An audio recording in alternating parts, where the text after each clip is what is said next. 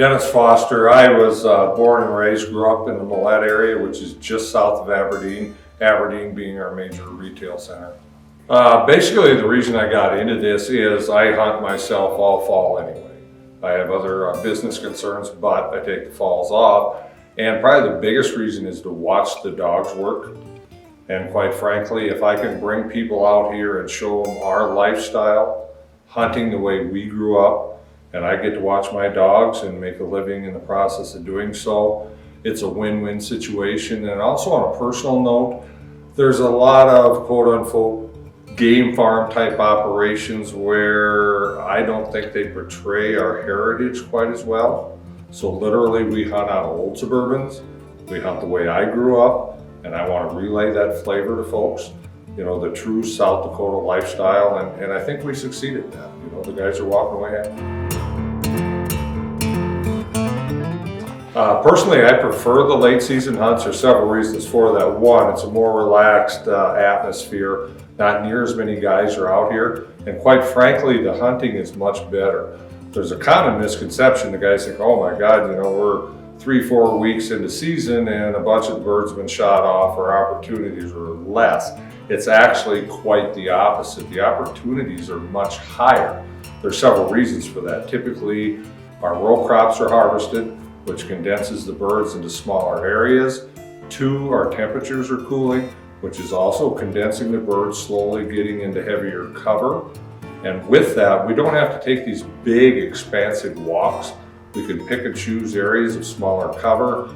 With that, we're more efficient. If we do have cold weather, we're not in the weather near as much.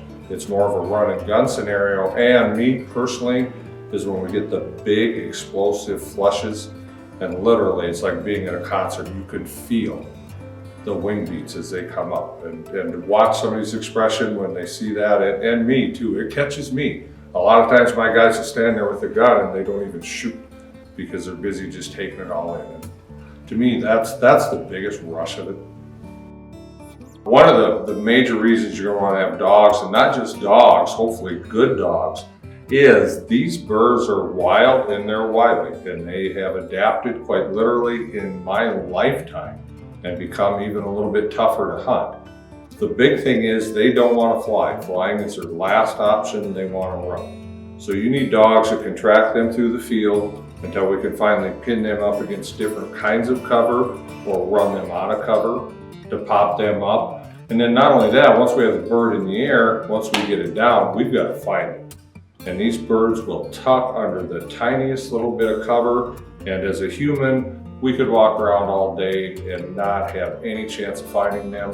Where the dogs will pick them up. It makes it a more ethical hunt. It makes it more enjoyable in the fact that we are getting the birds for our effort. You know, and then just the pure fact of watching a good dog work. Wouldn't believe the amount of hunters I have come up and say, we really don't care if we shoot any birds. If we do, it's great. We just want to watch your dogs work these birds.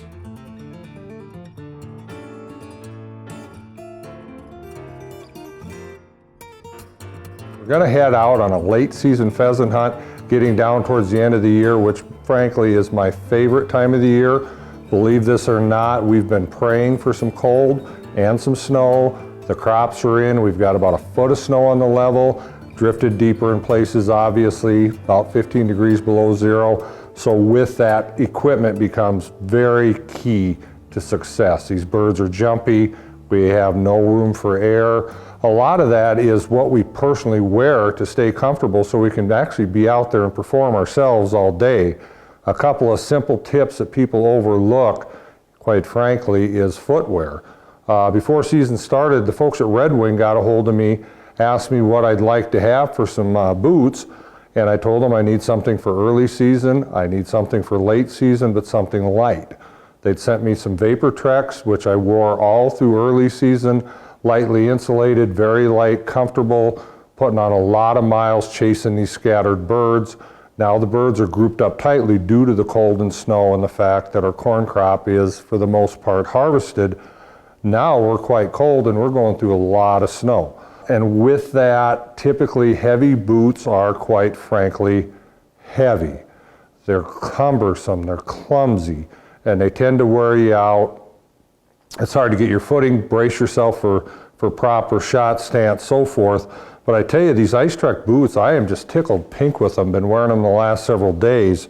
And they're a synthetic boot, and they're quite light, but they also maintain their waterproof nature. And one thing that I really like, and I'm not even sure what this gizmo is called, is they're easy to put on, because typically heavy boots, you're lacing and you're doing this, and as we get older, quite frankly, we get a little paunch, and we're about have our tongues hanging out trying to get laced up or unlaced at the end of the day.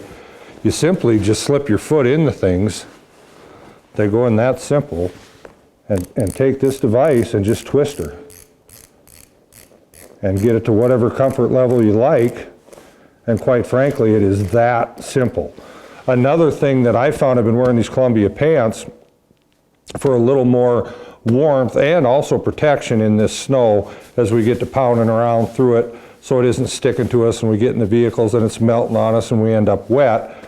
These are waterproof, but another thing I like is they've got this inner lining that's got elastic, because quite often you'll step through deep snow and you'll go over your boots, it'll sit on your pants, and it'll end up finding its way in there and melting, and you'll have wet feet at the end of the day, even though you do have waterproof boots. You simply pull this elastic lining over the top of them. I mean, that is tight, nothing's getting in there. Pull your pants down and you're good to go. On the flip side, at the end of the day, one of the nicest things is getting out of your heavy clothes and your boots. You simply pull this stuff up and you snap that thing off, pull like that, and you're out of them. It's just that simple. Little things like that go a long way for not only comfort, but your pure enjoyment in the day. And you're gonna find if you're going out there with a better attitude, you're gonna shoot better, you're gonna end up being more successful. So, something to consider, and definitely something you're gonna wanna do.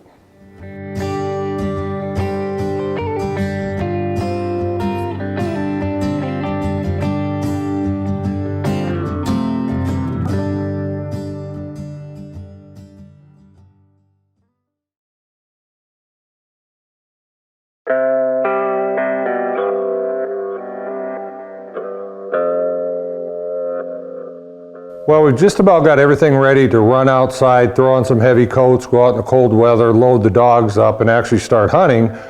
We just talked about what we're putting on our feet. Now, more importantly, we need to talk about what we're putting in our hands, namely our guns, to knock down these late season birds. And there are a couple key things that you're going to want to be aware of. First thing is chokes.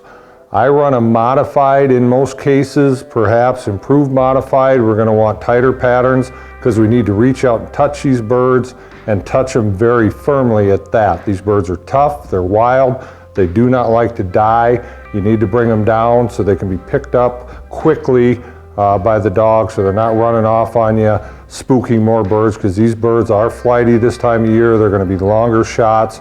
Another thing I should allude to is shoot quickly. Do not dally around. Now with that, I shoot a modified, where a lot of guys shoot an improved modified, and quite frankly, I think I can get by with a little more open choke because of the shells that I shoot, namely the Fiocchi brand of shells, and the nickel-plated shot I feel stays in the column better, so it stays tighter downrange because it isn't deforming like just pure lead does as it's hitting each other and becoming slightly deformed, and it's starting to fly off and scatter around a bit. To start the season, we were shooting 2 3/4 inch shells, very hot shells. Start with number 5s, quickly graduate to 4s. Obviously the nickel-plated stuff, fast shells. Now we're moving into the 3-inch stuff, and it's imperative that you do have quality shells. We're going to shoot the 3-inch golden pheasant variety, and actually shooting 1 3/4 ounces, which is a big payload, and we're tossing that downrange at them at 1,200 feet per second, which is going to hit these birds hard. That being said, these birds can get very rangy. If we need to, we'll actually step up to a turkey load. The golden turkey loads, basically the same shell. We're shooting 1 3/4 ounce, nickel-plated 4s, but these are spitting them out at 13 and 25 feet per second. A bit quicker, it's going to get to them quicker before they do get out of range, and then also before your shot is off where you were actually pulling the trigger, wanting the shot to go.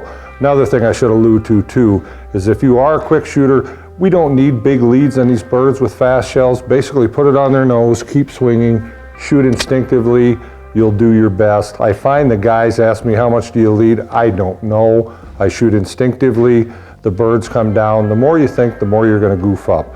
But the key to the whole story here is shoot quality ammunition, tighten your chokes up, shoot quickly. You're gonna put more birds down. You're gonna have a more enjoyable experience. You're gonna get out of the cold quicker with a full bag.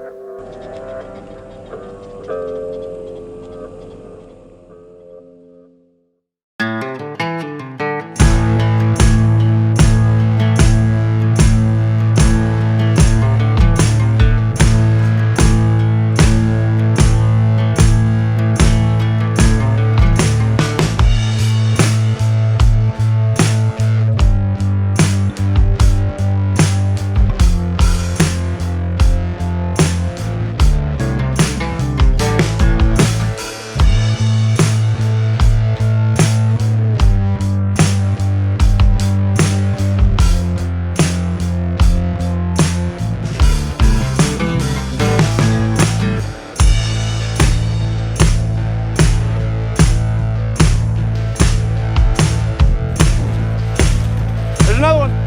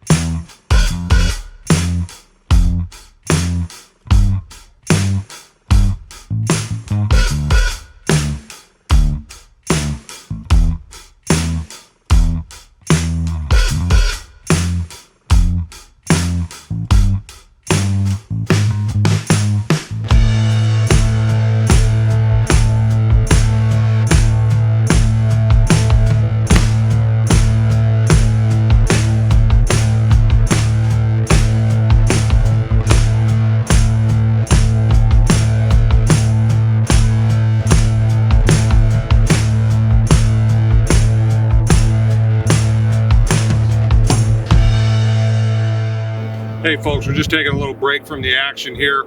Wanted to share a few things about this late season hunting that we're doing. Quite frankly, far too many people avoid it. They feel it's too cold. They feel the birds are terribly spooky, which it can be at times. But quite frankly, today what we're finding in this bird particular held super tight in the cattails. We actually had 3 dogs pointing it, had a heck of a time even getting it up. And the thing that I like most is what you can expect is these big puffy feathered birds. You can see here, you know, look at the tail on that guy. And the spurs is one thing I always look at to tell if it's a mature bird. And this has actually got ivory tips on it. That's sharper than heck. So this is a minimum 2, probably a 3-year-old bird. You know, and this is what you're gonna get if you come out here. It's a little bit of work walking, but just go at a steady pace and you can get her done.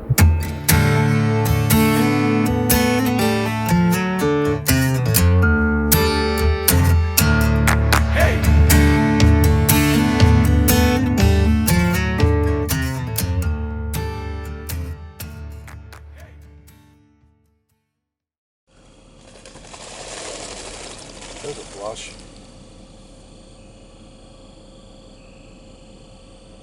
It was worth coming down this road, wasn't it? Yeah. Imagine how many get up and send a dog out there. See, they're not done. Told you. They're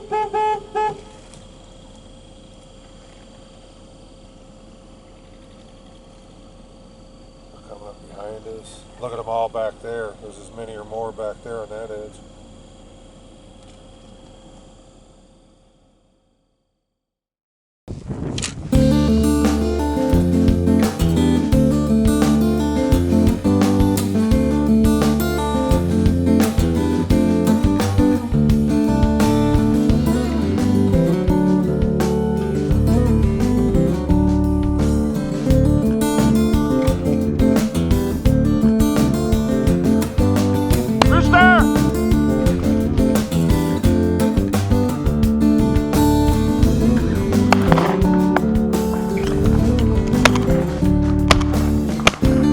Shoot that bird!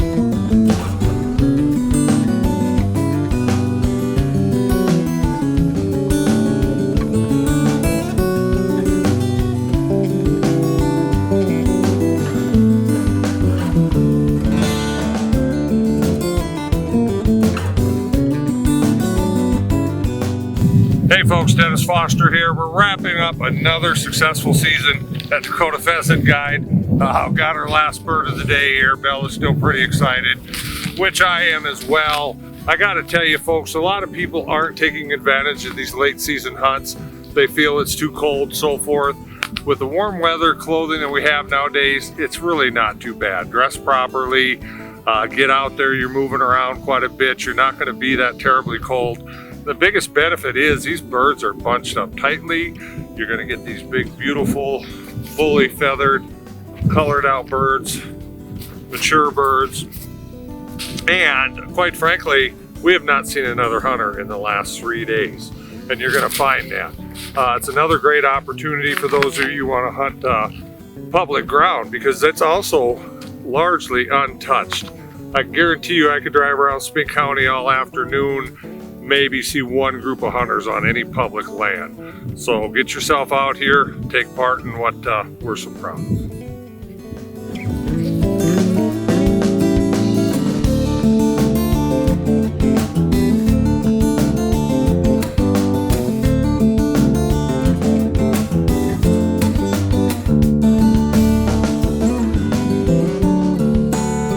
Hey folks, we just got done shooting a few birds, getting them cleaned up. And I pulled a couple gizzards, and I get a common question: why do these birds come up to the road in the evening? And quite frankly, what they're doing is they're coming up to get little bits of gravel. And what that does, they get it in their gizzards, and it helps them grind that food down to a finer format before it goes in their digestive tract down to their stomach, making it much more digestible. In particular, corn, that's not the most digestible thing in the world. So what I'm gonna do is I'm gonna open one of these up and show you exactly how it works. And what I'm going to do is I'm just going to take a knife and slice this open and show you the function of it. So I've got it partly open here. As I open it up, this is interesting too. One of these birds, when we cleaned it, I had looked at his crop, and I'm going to try not to spill all this so you can see it. This particular bird, he had a lot of very small weed seeds in him, which are the stuff that's already ground up, and then he also had a bit of corn, if you can see that. And it's already started grinding down that corn. As we move farther through the gizzard down the digestive tract, it's down to just a fine meal type of stuff here, and then that's going to make it much more digestible. Then they'll pass that right on to their digestive tract. And I'll kind of shake some of this out, and I'm even going to rinse this a bit and show you how it does work. So this is the chamber of the gizzard, On the outside, that is just pure muscle. And what that'll do is it'll just sit there basically like a fist, and it'll sit there and it'll grind all that stuff up. So that's how it works in these birds. Another thing too is if you like, and if I had fingernails I can show you, you can take and pull this inner lining just like I did there, pull that apart, and you've got gizzards to eat, just like a chicken gizzard, no different. Prepare them the same, and that's something you can stretch your birds out a little bit further, and it's a nice little appetizer when a guy's sitting around having a few cocktails after the hunt. You can fry some up, so just something to consider when you're cleaning these birds.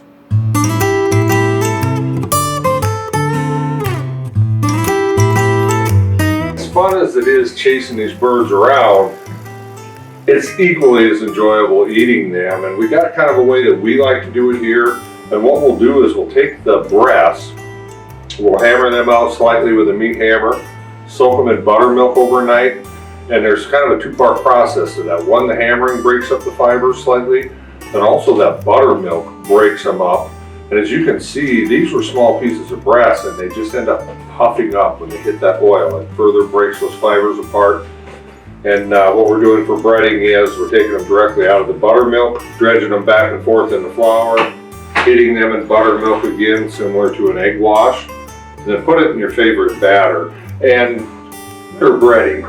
And there's a lot of different things you can do. You can make your own if you're good at that, have any preferences for it. But something very simple, what I'll do is just simply use shore lunch for fish breading. And if you like it a little on the spicier side, you can do, say, half Cajun, half original. We're using fried chicken, which I just got onto here this week, and that's quite good. Another thing I should allude to too is I put some Tony seasoning, which is a Cajun seasoning, a lot of cayenne based, kind of hot stuff, sprinkled that around in the buttermilk when we soaked it. So it's got kind of a bite, but not real hot, just enough to give it a good hearty flavor. So it's something to consider when you want to cook up your birds.